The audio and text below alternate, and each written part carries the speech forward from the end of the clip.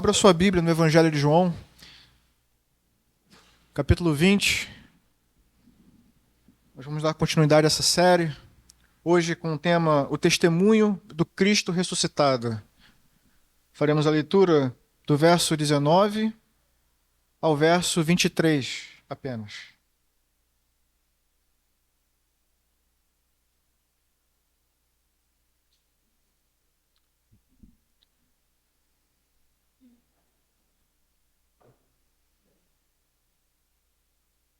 João, capítulo 20, a partir do verso 19. Amém? Todos acharam? Diz assim: Ao cair da tarde, daquele primeiro dia da semana, estando os discípulos reunidos a portas trancadas, por medo dos judeus, Jesus entrou, pôs-se no meio deles e disse: Paz seja com vocês. Tendo dito isso, mostrou-lhes as mãos e o lado. Os discípulos alegraram-se quando viram o Senhor. Novamente, Jesus lhe disse: Paz seja com vocês. Assim como o Pai me enviou, eu os envio. E com isso, soprou sobre eles e disse: Recebam o Espírito Santo. Se perdoarem os pecados de alguém, estarão perdoados. Se não os perdoarem, não estarão perdoados. Amém? Vamos orar mais uma vez? Senhor, nosso Deus e Pai, ainda, Deus, em Tua presença, depois de termos cantado a Ti, reconhecendo a Sua soberania, a Sua grandeza, ainda em Tua presença, Deus, suplicamos mais uma vez para que o Senhor fale conosco. Como foi orado aqui, ó Deus, que seja a Sua voz a ser ouvida e nenhuma outra mais. Que a Tua igreja saia daqui ainda mais fortalecida na fé de que Cristo não apenas morreu, mas também ressuscitou e vive e reina para todo sempre. Assim oramos em nome dele, Cristo Jesus. Amém. Bem, irmãos, o texto que nós lemos ainda está inserido dentro daquela semana onde o nosso Senhor Cristo Jesus foi crucificado, morto e sepultado. O texto, na verdade, está falando ainda do domingo da Páscoa, alguns dias depois, um dia onde nós precisamos começar a nos perguntar, afinal de contas, como estavam aquelas pessoas que testemunharam a morte de Cristo. Eu queria começar invocando essa reflexão para que a gente possa entender com clareza, posteriormente, o que significou ver Cristo vivo novamente. Então, eu queria começar a mensagem de hoje fazendo essa pergunta aos irmãos. Pense um pouco comigo. Que significado teve a morte de Jesus para as pessoas que o amavam e o seguiam? Que significado teve a morte de Jesus para a mãe de Jesus? Para as mulheres? Para os discípulos que estavam vendo o seu mestre morto? Além da dor do luto, além do sofrimento de perder um filho, um amigo, de perder o seu mestre, eles perderam muito mais. Perderam também a esperança. Vejam, não apenas a esperança na vida eterna, mas até mesmo a esperança mais mundana que eles nutriam. Muitos deles esperavam do Cristo apenas que ele iria libertá-los do domínio de Roma. Mesmo essa esperança tão banal, que não foi por isso que ele veio, mesmo essa esperança mundana, ela se perdeu quando eles viram que Cristo de fato estava morto. Nós vimos no capítulo anterior ainda, nos últimos domingos, que Cristo foi crucificado no meio de dois ladrões, seu corpo foi carregado da cruz por dois discípulos ainda desconhecidos, foi levado para o sepulcro, foi cuidado e foi de fato sepultado. Uma pedra gigante foi rolada na porta daquele sepulcro, que foi selado, de forma que ninguém mais tinha dúvida. Cristo verdadeiramente estava morto. E com ele morreu também a esperança. A esperança da mãe que viu seu filho morrer, A esperança das mulheres, a esperança dos discípulos. Agora, os discípulos eram discípulos sem um mestre. Não tinham mais a presença do seu amigo, a presença daquele que lhes ensinava as palavras de Deus. Ele não estava mais entre eles. O texto que vimos semana passada mostra que nessa manhã de domingo, as mulheres então levantaram, saíram de suas casas, ainda sem esperança. Nenhuma delas tinha a expectativa de encontrar Cristo vivo, ressuscitado. Acordaram sem esperança e foram caminhar em direção ao sepulcro de Jesus, também sem alguma esperança. Enquanto elas foram, os discípulos estavam reunidos em casa, também sem qualquer expectativa da ressurreição. Nenhum deles nutria essa expectativa. Ninguém esperava que Cristo ressuscitasse. As mulheres foram em direção ao sepulcro, e quando a gente olha para o relato de João e o relato de Lucas, a gente vê que a primeira coisa que aconteceu foi um espanto da parte delas. Elas chegaram lá e viram que o sepulcro estava aberto. Alguém tinha rolado a pedra. Olharam dentro e estava vazio. Mas não passou pela mente delas que Cristo estivesse vivo. Então elas olharam e viram dois anjos. E os anjos disseram: por quê? Vocês procuram entre os mortos aquele que está vivo. O anjo anunciou para elas, pela primeira vez, que Cristo tinha ressuscitado. Mas vejam só, o texto não fala de nenhum grito de júbilo, nenhum grito de alegria. Será que elas acreditaram? Quando a gente olha o relato de Lucas, a gente vê que elas saíram dali, voltaram para casa, encontraram os discípulos e contaram o que aconteceu. O sepulcro está vazio, vimos anjos e eles falaram que Cristo está vivo. Mas naquela casa também não houve nenhum grito de alegria. Ninguém celebrou a ressurreição, porque todos, mais uma vez, duvidaram das mulheres. Provavelmente era um delírio. Ninguém naquela época dava crédito ao testemunho das mulheres. Ainda mais um testemunho inusitado como esse, de um morto voltando a viver. Olhando para o testemunho de João, o texto diz que quando eles ouviram isso, pelo menos 2 discípulos correram em direção ao sepulcro, ainda sem nenhuma esperança. Sabemos que era Pedro e o outro discípulo, Pedro e João, correram em direção ao sepulcro. Chegaram lá e creram que o túmulo estava vazio. Voltaram para casa com a mesma notícia. Lá ficou Maria Madalena, chorando aos prantos. Roubaram o corpo do meu mestre. Roubaram o corpo do meu Senhor. Mas de repente, diz o texto, ela ainda não sabia, mas a luz já tinha brilhado na escuridão. Diz o texto que de repente ela ouviu uma voz muito familiar chamando ela pelo nome, de um jeito que ela imediatamente reconheceu. Não podia ser outro. Era o seu mestre, chamando ela de uma forma íntima e particular. Maria olhou para trás como quem ouve a voz do seu pastor. Ela imediatamente reconheceu e disse: Rabone, mestre. Ela tinha plena convicção. Ela viu Jesus ressurreto. Foi a primeira testemunha. Mas vejam, enquanto ela está lá, os discípulos estão em casa, ainda não crendo. 2 deles, inclusive, foram embora. Estavam em direção a Emaús, sem nenhuma esperança e sem nenhuma expectativa. Encontraram um estranho no caminho e começaram a contar a história. 2 mulheres viram anjos, disseram que viram anjos, disseram que ele ressuscitou. Mas a verdade é que nós perdemos a nossa esperança, estamos indo embora. Mas enquanto conversavam com ele, viram que a mensagem que ele anunciava queimava em seus corações. Quando ele finalmente partiu o pão e deu graças, as escamas caíram dos seus olhos. E aqueles 2 discípulos viram também que Cristo tinha ressuscitado verdadeiramente. O Evangelho de Lucas diz então que de lá eles decidem voltar imediatamente para Jerusalém e contar a notícia aos discípulos que ainda estavam reunidos em casa e sem nenhuma esperança. Quando eles chegam lá e abrem as portas, o que eles encontram é uma grande discussão.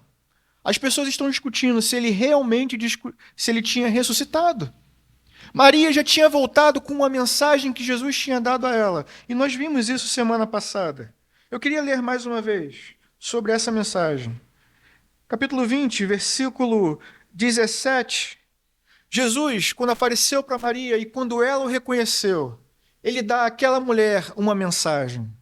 Ele diz assim: vá, porém, a meus irmãos e diga-lhes: estou voltando para meu Pai e Pai de vocês, para o meu Deus e Deus de vocês. A primeira mensagem que foi anunciada a respeito da crucificação e da ressurreição de Cristo, irmãos, é impressionante. Jesus, em outras palavras, manda ela dizer: diga a eles, não chamo mais de servos, não chamo mais de amigos, mas de irmãos.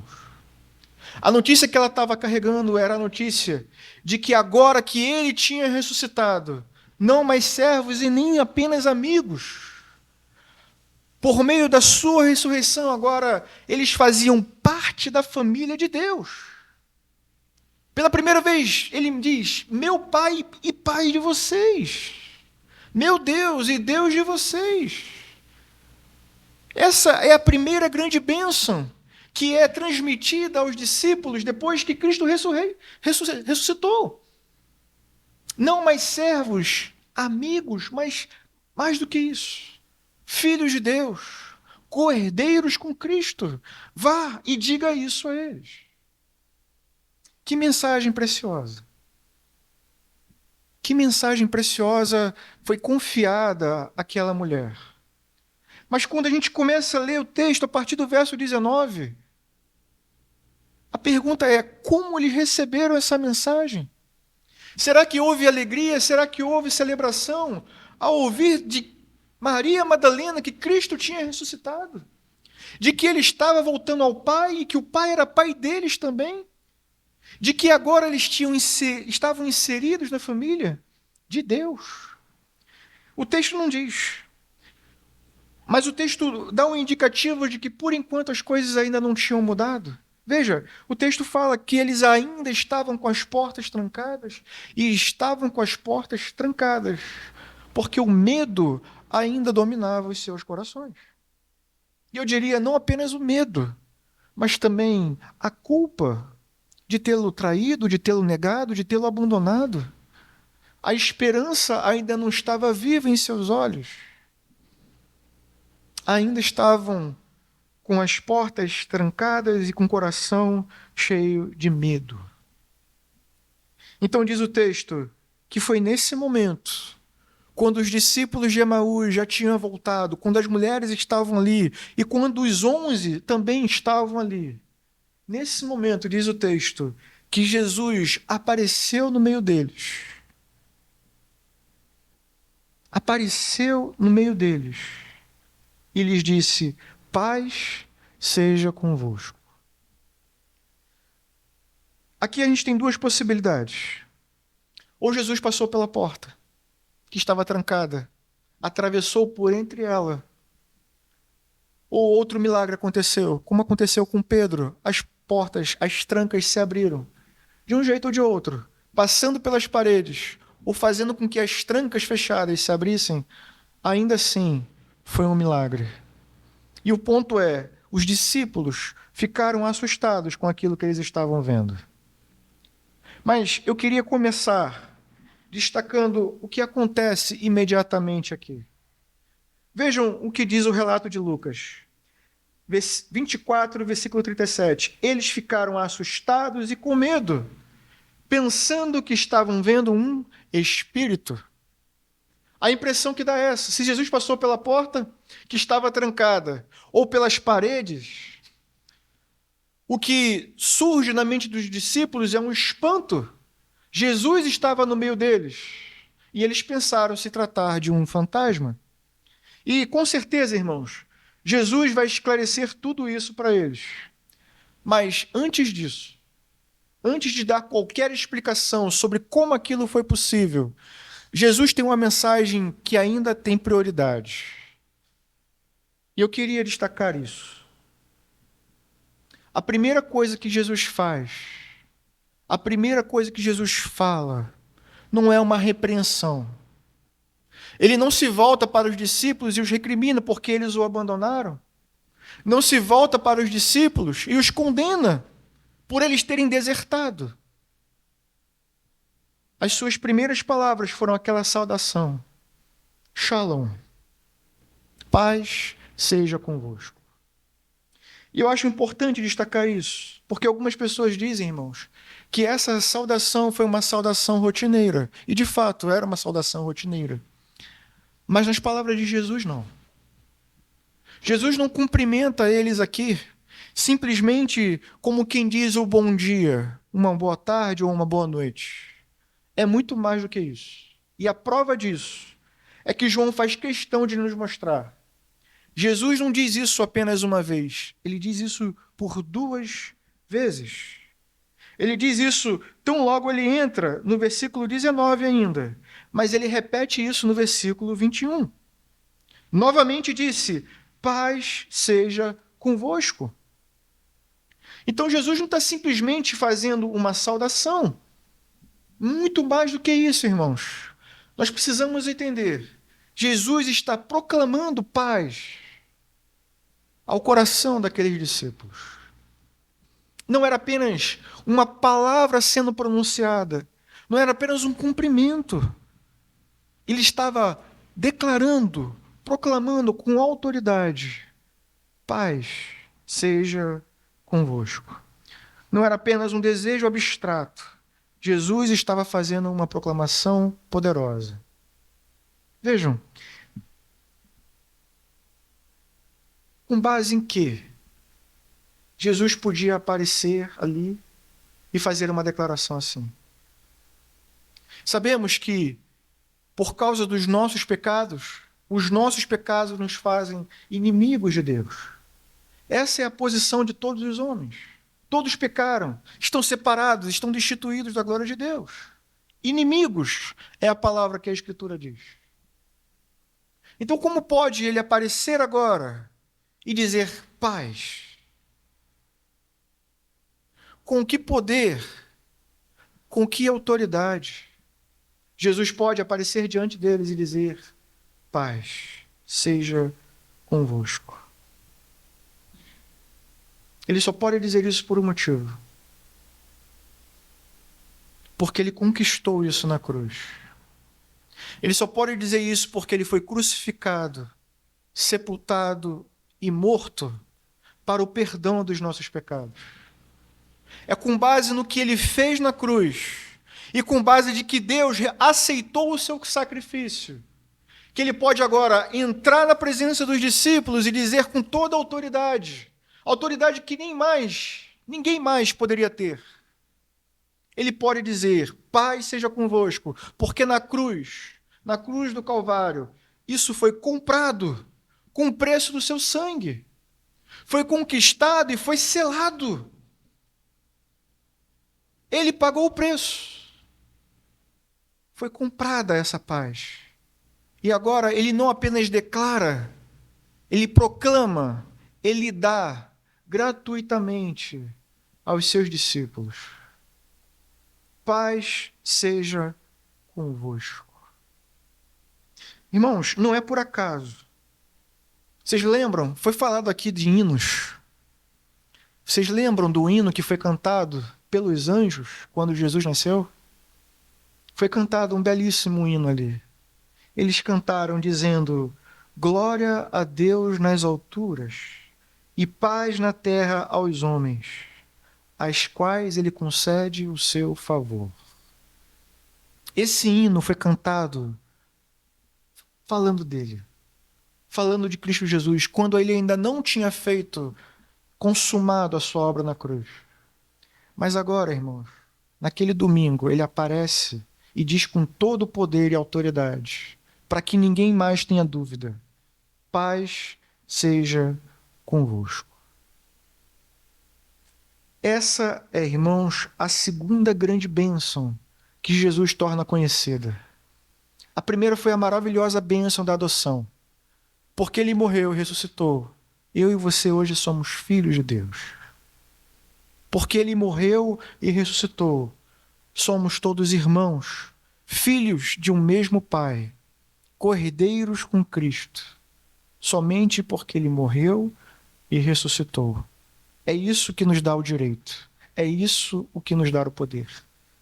Mas agora, Jesus nos diz mais uma coisa: temos paz e paz com Deus.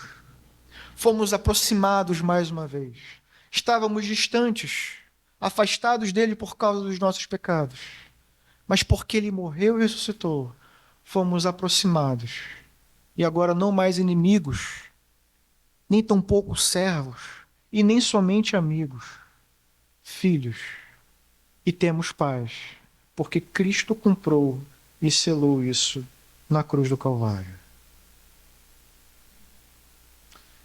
O teólogo Werner Derboer, ele diz assim: quantas coisas essa conhecida saudação continha agora, usada pelo ressuscitado, mais do que qualquer palavra nova, especial, ele mostrava aos discípulos: nada está entre mim e vocês.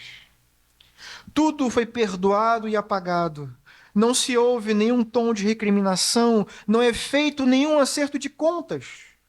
No primeiro reencontro, aquele que foi abandonado pelos discípulos, negado por Pedro, não possui nada mais que paz, amor e salvação para os seus. Glória a Deus por isso.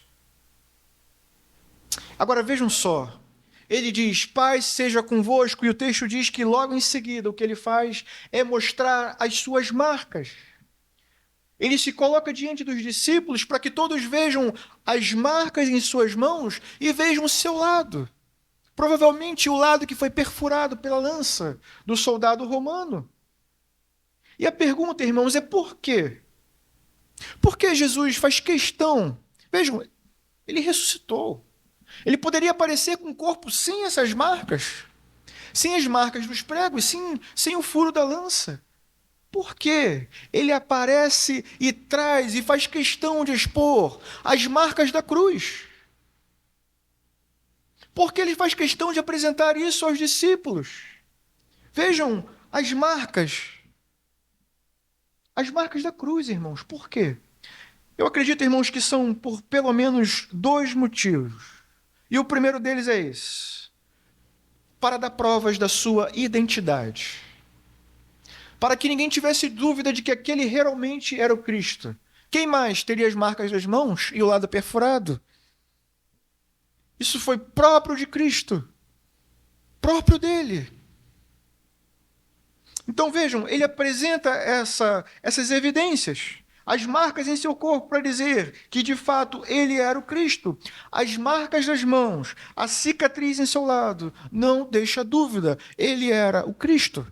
Mas em segundo lugar, para nos dizer que era uma pessoa real, com um corpo real. Algumas pessoas, irmãos, até hoje ainda insistem em dizer que foi um espírito que apareceu diante deles. E vejam, se foi apenas um espírito, isso significa que a ressurreição do corpo não é real. É grave.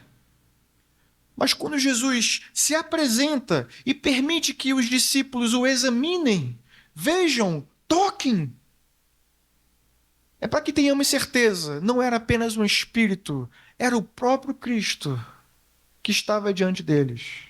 Não apenas um espírito, não apenas um fantasma, mas ele estava ali com seu corpo ressurreto e trazia as marcas em seu corpo para provar isso.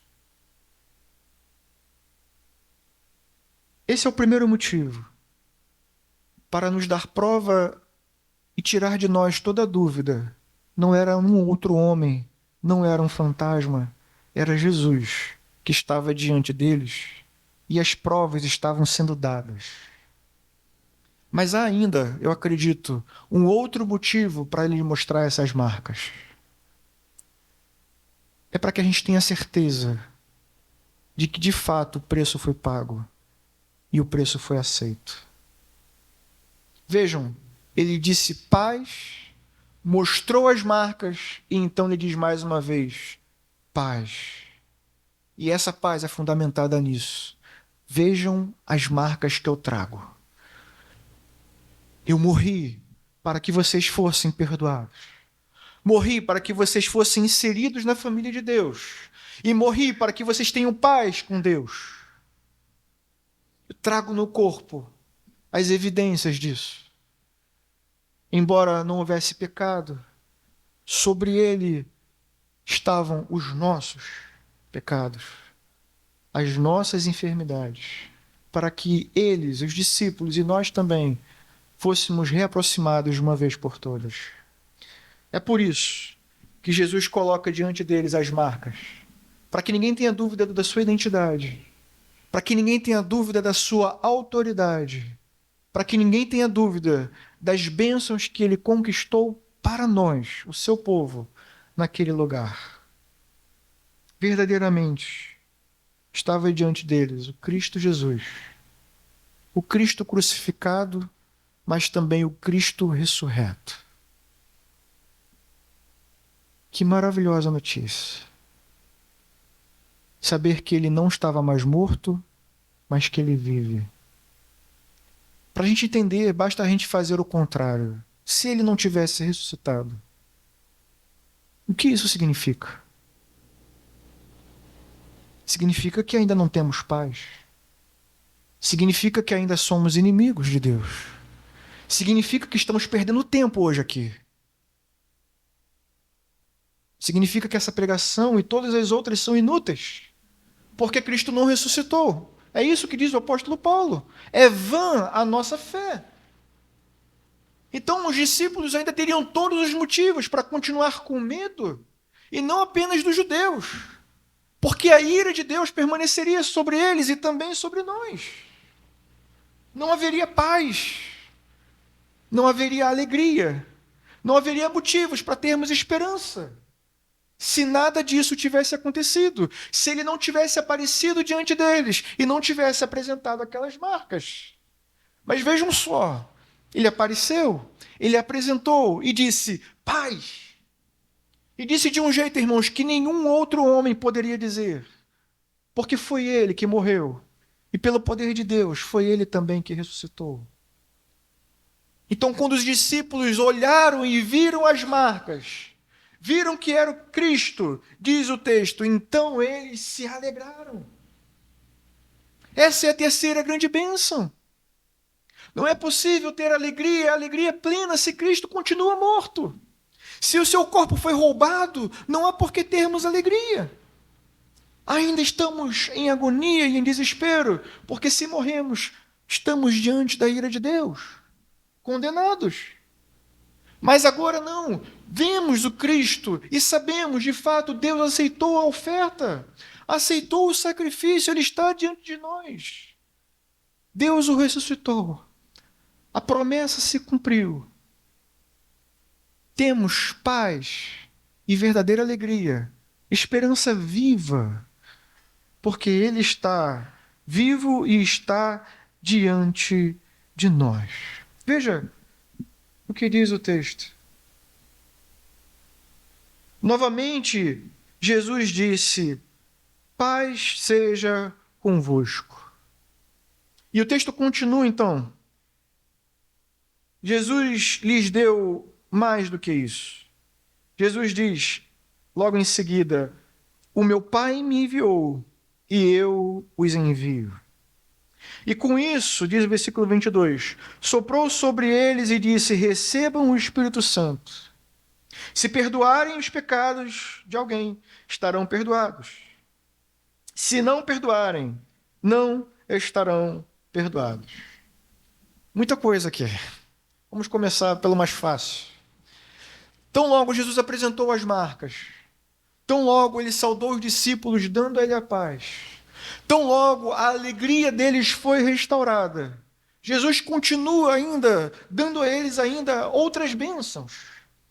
E eu digo bênçãos, porque o que ele faz em seguida não é simplesmente dar a eles uma missão, é muito mais do que isso. Vocês já devem ter ouvido aquela famosa frase dos padrinhos: com grandes poderes, grandes responsabilidades. Né? A frase dita pelo tio Ben ao jovem Peter Parker, o Homem-Aranha. Quando essa frase é dita, e ela é conhecida por muitos de nós, ela é dita sempre em que sentido? No sentido de peso, no sentido de um fardo. Você tem um poder, um privilégio, mas tem também uma carga para carregar. Privilégio e responsabilidades. E muitas das vezes, quando a gente ouve Jesus dando a eles poder e dando a eles uma missão, a gente tem essa falsa ideia de que um poder e um fardo, uma sobrecarga que talvez não deveria, não fosse necessária. Mas o que acontece aqui, irmãos, eu diria, é um pouco diferente disso. Como é que estavam os discípulos antes de Jesus aparecer? Pense, eram discípulos sem um mestre. Qual o sentido disso? O que é um discípulo sem um mestre? O que é um servo sem um senhor para lhe dizer o que fazer? É um servo sem propósito. É um discípulo sem sentido.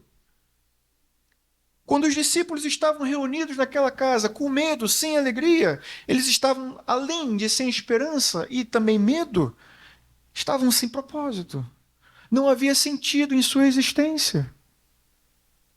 O que fazer agora que o mestre está morto? Nada fazia sentido para eles. A identidade deles era essa: discípulos de Jesus. Qual o sentido de viver se Jesus está morto? Agora vejam, quando Jesus aparece e faz todas essas coisas e lhes dá uma missão, é mais do que um peso, é mais do que um fardo. Ele está lhes dando propósito de vida, propósito de existência. E com base em quê? Ele diz: o Pai me enviou e agora eu os envio. A autoridade de Jesus para enviar os discípulos vem de onde? Em primeiro lugar, do fato de que o Pai o enviou. Mas ele pode enviar mais uma vez, porque ele morreu. E de fato, ressuscitou pelo poder de Deus. Agora ele aparece e ele comissiona os discípulos, da mesma forma que ele foi comissionado pelo Pai. Mas vejam só, ele não dá apenas uma missão, ele dá também poder e dá autoridade. Ele dá o ofício, mas diz como e com que poder eles vão poder cumprir a missão. Quem dá a missão deve dar também os meios. E é isso que Jesus faz. Ele dá a missão, mas diz como, com que capacidade eles vão poder fazer isso. Olha o que diz o texto. Diz que, versículo 22, que ele então soprou sobre eles e disse: recebam o Espírito Santo.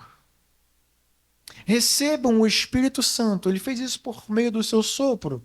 Ali, irmãos, ele estava dando aos discípulos poder e, como nós vemos em seguida, autoridade. Diz o texto: se vocês perdoarem os pecados de alguém, estarão perdoados. Se não os perdoarem, não estarão perdoados. A gente sabe, irmãos, que essa plena capacitação ela vai acontecer aonde? No Pentecostes. É ali que o Espírito de Deus vai ser plenamente derramado sobre eles. É ali que eles serão plenamente capacitados. O que acontece aqui é um antigozo disso. É para que os discípulos saibam aquilo que ele já disse anteriormente, quando falou do Espírito Santo, que é ele que enviará o Espírito, que é ele que envia o Espírito. Eles precisam saber que eles cumprirão a missão com o poder do Espírito, mas o Espírito virá sobre eles, porque Cristo enviará o Espírito. O que isso mostra para a gente? Mostra a Trindade toda envolvida nessa grande obra.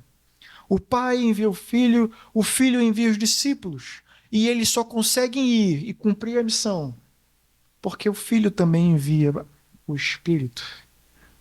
O sopro ali é o indicativo daquela grande obra que seria derramada sobre eles no dia do Pentecostes. É curioso, Calvino aqui. Calvino, ele diz que o que acontece aqui é que eles foram aspergidos, depois eles estariam plenamente cheios do Espírito. Eu acho engraçado isso vir dele, justamente dele, que associa a aspersão como algo não tão pleno assim. Mas vejam, Jesus sopra sobre eles e dá a eles essa ideia. Lembra eles de que é Ele que enviará o Espírito, que capacitará eles para cumprir essa grande obra. O problema que a gente precisa resolver é o versículo 23. Um versículo muito difícil. Porque, com base nesse versículo, algumas pessoas atribuem aos homens um poder e uma autoridade que não lhes é devida. Há um risco aqui de atribuir aos ministros do Evangelho o risco de ir além do dever. Jesus não está dizendo aqui que eu tenho poder ou que algum outro homem tem o poder de perdoar pecados. Não é isso que está dizendo aqui. Queria ver isso com um pouco de atenção, porque não são poucos as pessoas que incorrem nesse erro. Se perdoarem, me acompanhem, se perdoarem os pecados de alguém, estarão perdoados. Melhor, se perdoarem os pecados de alguém, estarão perdoados. Se não os perdoarem, não estarão perdoados. Existem duas formas de a gente entender, explicar esse versículo. A primeira, e não tão importante assim, é a gente recorrer ao texto original, ao grego, e entender o modo verbal como essas palavras estão sendo ditas. Indo direto ao ponto, o que o texto diz aqui, o tempo verbal apresentado aqui é o tempo perfeito, e aponta para uma ideia que foi realizada no passado e que ainda continua produzindo efeitos. Algo que foi realizado no passado e que ainda continua produzindo efeitos. Diferente do aoristo, que indica uma obra feita e acabada de uma vez por todas. Um exemplo de aoristo. Cristo morreu por nós para o perdão dos nossos pecados. Ele fez isso como? De uma vez por todas. Uma obra realizada no passado de forma definitiva.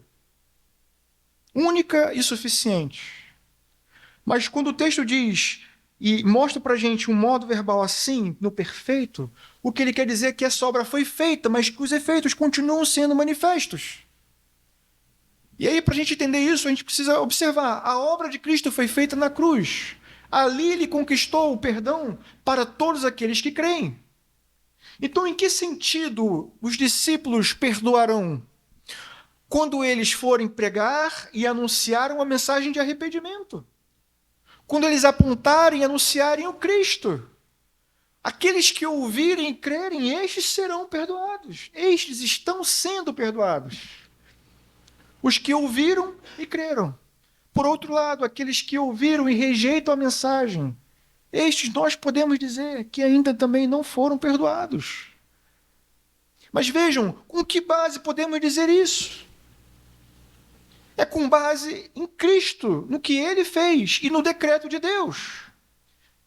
É porque Deus diz que aqueles que creem se tornam filhos de Deus, que nós podemos dizer que aqueles que creem se tornam filhos de Deus. É porque Ele diz isso que nós podemos dizer, estão perdoados. Se pregarmos a mensagem hoje e alguém aqui, irmãos, confessar os seus pecados, se arrepender verdadeiramente, nós podemos afiançar que os seus pecados foram perdoados. Mas isso não é autoridade minha, não vem de mim, não vem de homens. Deus decretou assim. É pela fé na obra de Cristo, não por autoridade de homens. É pela autoridade que Ele conquistou na cruz. A segunda forma da gente explicar isso, mais uma vez, é pelo contexto. Quando a gente olha Jesus atribuindo autoridade à igreja, lá no texto de Mateus, por exemplo, para ligar e desligar na terra, né? Ali, o contexto é de disciplina na igreja. Aqui, o contexto é outro.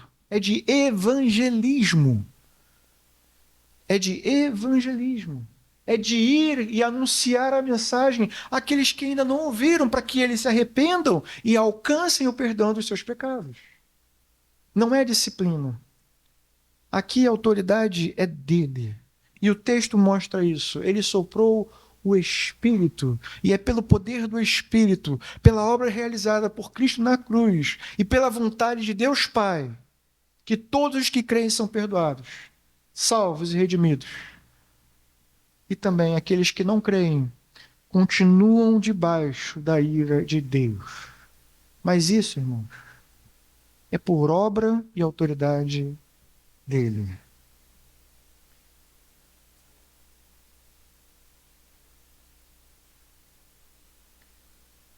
Dr. Riley, ele diz assim: tratar os ministros do evangelho como intermediários entre Deus e o homem equivale a roubar de Cristo a sua prerrogativa. Ocultar dos pecadores a verdade da salvação e a exaltar homens ordenados ao ministério a uma posição para a qual estão completamente desqualificados.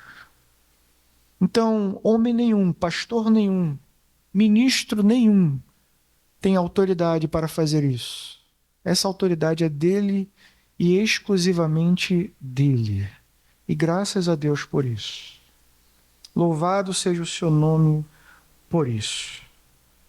Só para fundamentar mais uma vez, não há no livro de Atos, um livro que mostra para a gente inúmeras pregações e evangelismos, não há nenhum momento onde mesmo um apóstolo fez isso.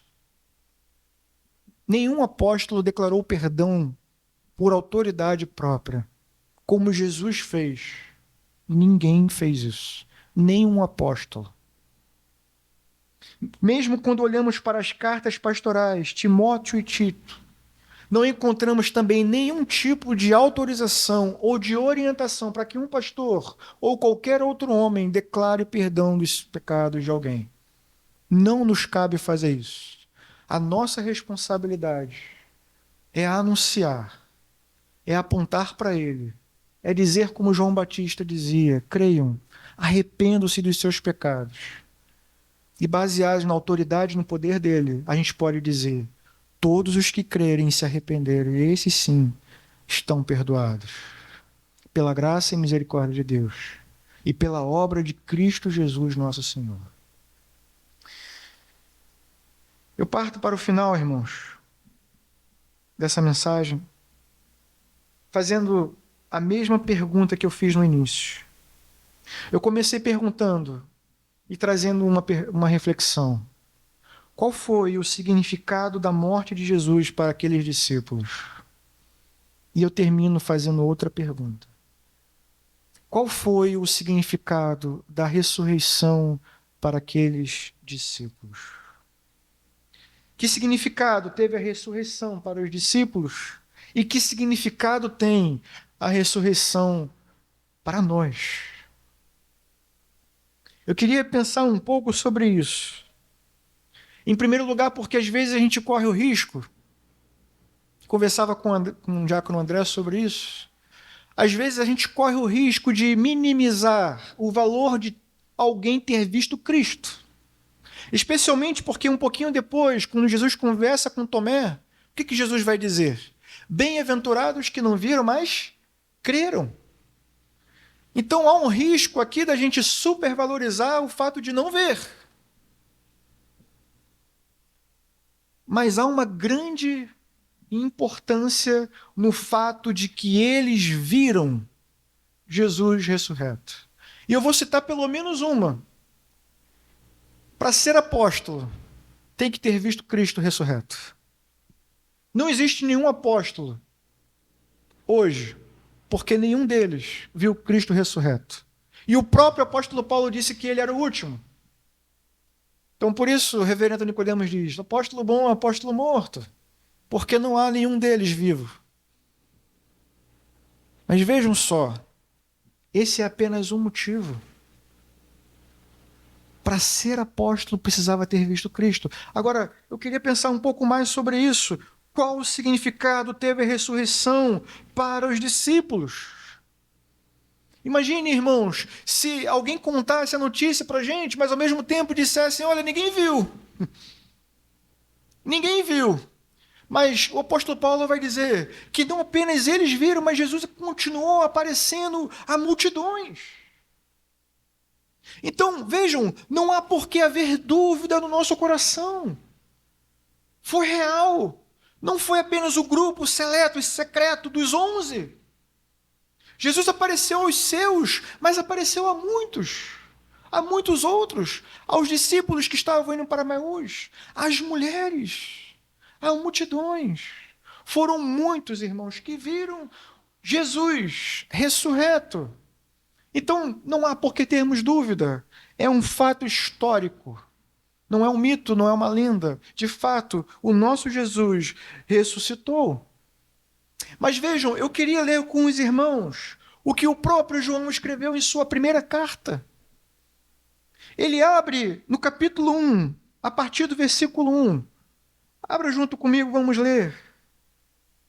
Porque isso aqui, irmãos, ressalta para a gente a importância e esse grande fundamento, que foi aqueles homens terem visto Cristo crucificado, mas também ressurreto. João, no capítulo 1 da sua primeira carta, ele diz assim: o que era desde o princípio, o que ouvimos, o que vimos com os nossos olhos, o que contemplamos, e vejam só, e as nossas mãos apalparam. Vejam que poderoso testemunho. Ouvimos, vimos e tocamos ele. Ele diz: isso proclamamos a respeito da palavra da vida. A vida se manifestou, nós a vimos, dela testemunhamos e proclamamos a vocês. A vida eterna que estava com o Pai e nos foi manifestada. Vejam, eles não estão falando de fábulas, não estão falando de uma ideia vaga em suas mentes, estão falando de algo que seus olhos viram, algo de que seus ouvidos ouviram, mas que também as suas mãos tiveram o privilégio de apalpar. Por isso eles podem virar e pregar com autoridade. É sobre essa manifestação que eles estão anunciando. Então ele diz no versículo 3, nós lhes proclamamos, mais uma vez, o que vimos e ouvimos, para que vocês tenham comunhão conosco. Para que vocês tenham comunhão conosco. E ele diz, nossa comunhão é com o Pai e com o seu Filho Jesus Cristo. Então vejam só, que grande importância tem o fato de que aqueles apóstolos viram Cristo. Eles viram, tocaram, e isso eles nos anunciam. E eles nos anunciam para que nós também tenhamos o privilégio de ter comunhão com os discípulos, mas comunhão com o Pai e com o Filho. Porque a mensagem, irmãos, que chegou a nós veio por meio deles. Os que viram, ouviram e tocaram no Cristo ressurreto. Mas ele termina dizendo, versículo 4, escrevemos estas coisas para que a vossa alegria seja completa. Vejam só, quando Jesus se manifestou a eles, quando eles viram as marcas e tiveram plena convicção de que diante deles estava Jesus, houve uma mudança de tristeza para alegria, de angústia e medo para a profunda paz. Porque eles viram isso, eles nos comunicam. E eles nos comunicam isso para que, crendo, nós tenhamos comunhão com Ele, com cada um deles, os discípulos, mas acima de tudo, com Cristo e com o Pai. De forma que sejamos todos nós, irmãos e filhos de Deus.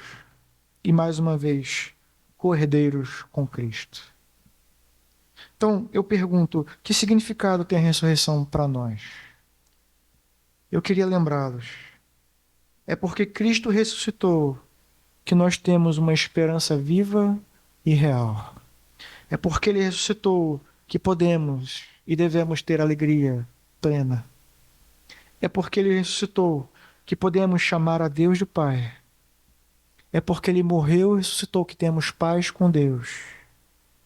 E é porque Cristo ressuscitou que nós também viveremos.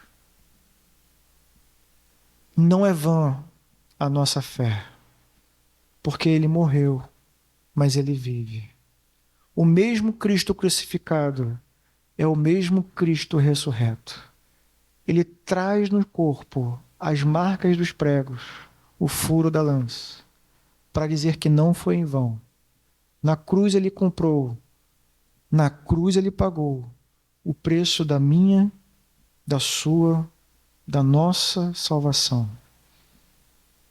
Que significado tem isso? Que peso tem isso? Deveríamos estar repletos de alegria, cheios de esperança, esperança inabalável, alegria inabalável, porque o maior de todos os problemas foi resolvido. Como foi dito por alguém, na cruz, por meio da morte de Cristo, a morte encontrou a morte. A morte não tem mais poder sobre nós, porque um dia ele morreu, mas no terceiro dia ressuscitou. Amém? O apóstolo Pedro, dessa vez, diz: Bendito o Deus e Pai de nosso Senhor Jesus Cristo, que segundo sua muita misericórdia nos regenerou para uma viva esperança. Mediante o quê, irmãos? Mediante a ressurreição de Jesus Cristo dentre os mortos. Podemos levantar todos os dias, diferente daquelas mulheres. Podemos nos alegrar, podemos caminhar sem medo, porque temos uma viva esperança. E essa viva esperança se dá mediante isso. Mediante a ressurreição de Cristo Jesus, nosso Senhor. Amém? Vamos orar mais uma vez. Senhor, nosso Deus e Pai, obrigado, Senhor Deus, pela obra que foi realizada ali na cruz do Calvário. Faz tempo que essa obra aconteceu, mas ainda hoje experimentamos e desfrutamos os privilégios dela. Obrigado, Deus, porque o sangue de Cristo foi derramado ali, em nosso favor, em nosso lugar. Mas obrigado, Deus, porque ao terceiro dia ressurgiu a esperança. A esperança que estava morta e perdida ressurgiu quando Cristo apareceu de novo aos seus discípulos. E eles foram as primeiras testemunhas. E depois deles, nós nos tornamos também testemunhas de que Cristo não está morto, mas vive e reina para todo sempre. Um dia ele manifestou-se aos seus discípulos, mostrou as marcas. Eles viram, ouviram e tocaram no Mestre. Nós cremos nisso, Senhor. E por isso também a nossa esperança não é uma esperança morta, ela é viva. Cremos nessa ressurreição, cremos que Cristo apareceu primeiro a eles. E por meio disso eles receberam poder e autoridade para anunciar o Evangelho. Esse Evangelho que chegou até nós. Obrigado, porque isso só foi possível, porque um dia o Cristo que morreu ressuscitou. Então o mesmo Cristo enviou o poder do Espírito sobre eles. E eles anunciaram, com poder e autoridade do poder do Espírito, a obra de Cristo. A obra que é eficaz até os dias de hoje, para nos perdoar, para nos salvar e para nos manter na família de Deus, em paz com Deus. Obrigado por tudo isso, ó Deus.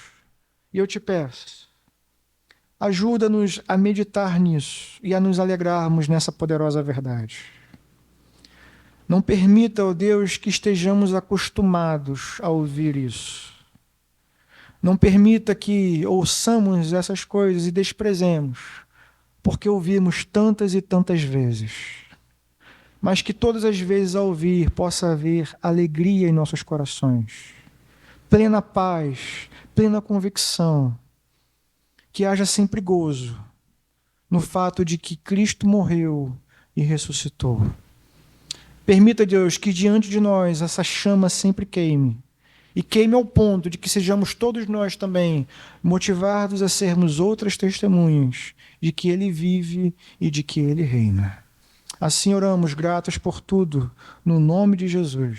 Amém e amém.